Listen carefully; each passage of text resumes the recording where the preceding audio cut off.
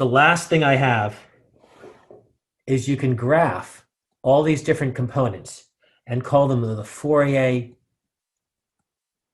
amplitude spectra or the phase spectra.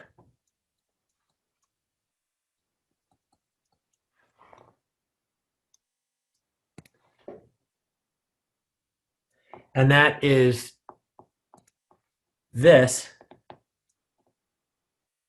That is the plot of A sub n, capital A sub n, versus omega, whereas this is the plot of the phase sub n versus omega. So as an example of this,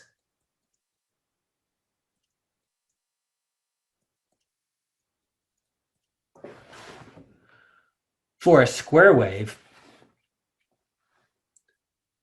here's our n is 0. That's the same thing as saying its DC component. Here's its first harmonic, second harmonic, third harmonic, fourth harmonic, fifth harmonic. The corresponding frequency is going to be equal to n omega naught. So that's going to be equal to 0. And since our fundamental harmonic of the example that I worked out in the previous page was 2 pi, this will be 2 pi, 4 pi, 6 pi, 8 pi, and 10 pi.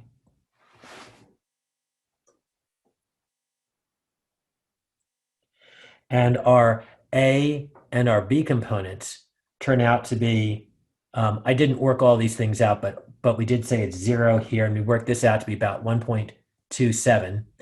And although I didn't work out the rest, this is what they work out to be. Notice how in general they tend to be decreasing.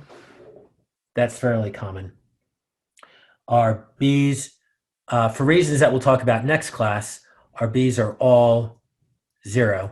Notice there is no B sub 0. There's an A sub 0 here, but the only first B component that picks up is sub 1. So here's A sub 1, B sub 1.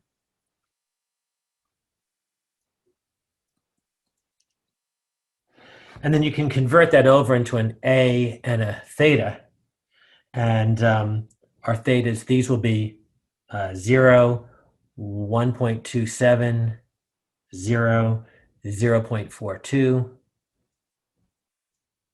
0, 0.25, and our thetas will be, doesn't make sense to have a 0 frequency theta. This will be 0 degrees, 0, this will be minus 180, 0, and 0.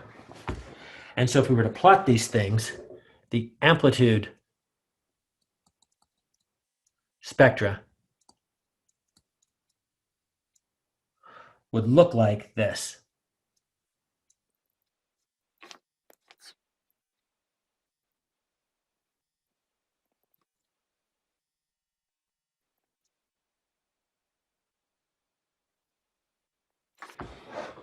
And so just by looking at this, you can see most of the energy in your square wave is at the fundamental frequency, and we've got actually more than twice of it at the fundamental frequency than at the third harmonic. And you can do the exact same, I'm not going to take the time to do it, but you can do the exact same thing with the phase spectra too. Here you'd just be graphing phi sub n versus omega.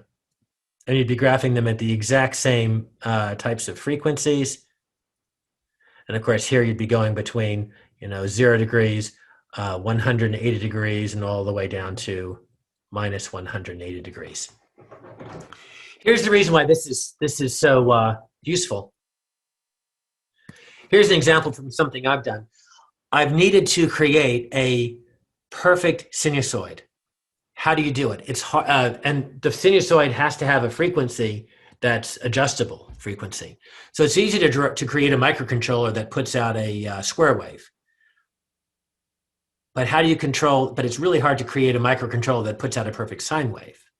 If I take a look at its amplitude spectra, I can create a system that puts out a perfect square wave.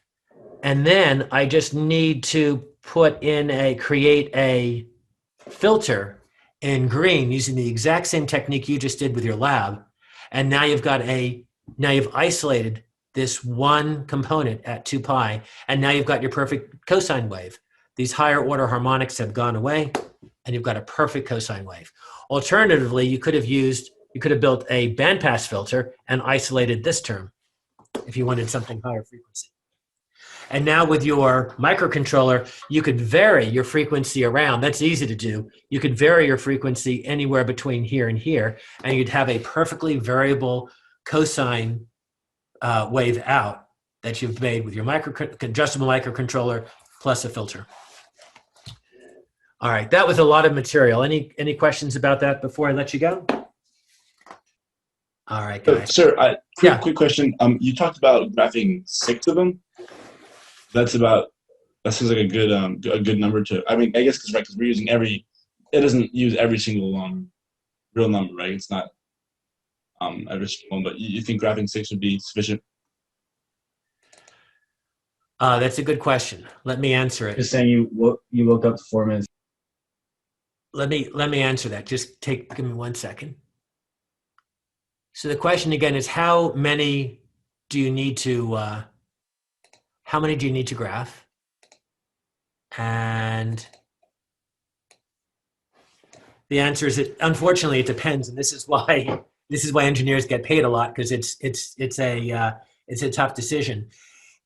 It depends how accurate your answer is, and depends what your underlying waveform is. So if you have a waveform that looks like a triangle wave, you really don't need to have many at all coefficients. I mean, 6 is probably 5 would be more than enough. But if you've got a triangle wave, 5 may not be enough at all.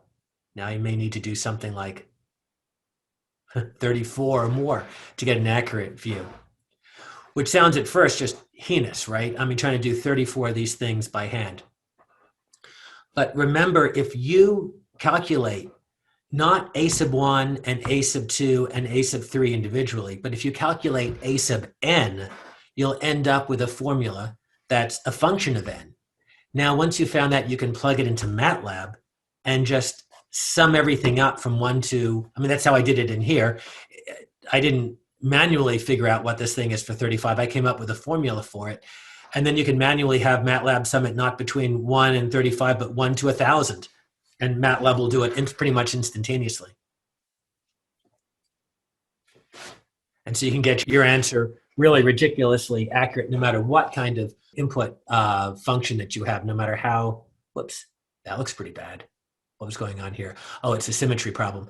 No matter how difficult to model your signal is. This is a pretty difficult thing to model. And that's with only 40 waveforms. So Phil, does that answer your question? If you're doing it, if you need accuracy for a homework problem or for a test problem, I would tell you, give me the first 2 harmonics. Give me a sub 1 and give me a sub 1 and a sub 2. But if you're doing it for industry where you needed any kind of accuracy, you'd program it all, you'd create functions of n, you'd have MATLAB solve the first 1,000 or 10,000, it's all the same to MATLAB, and you'd get a pretty much exact answer. Perfect, thank you, sir. Yeah.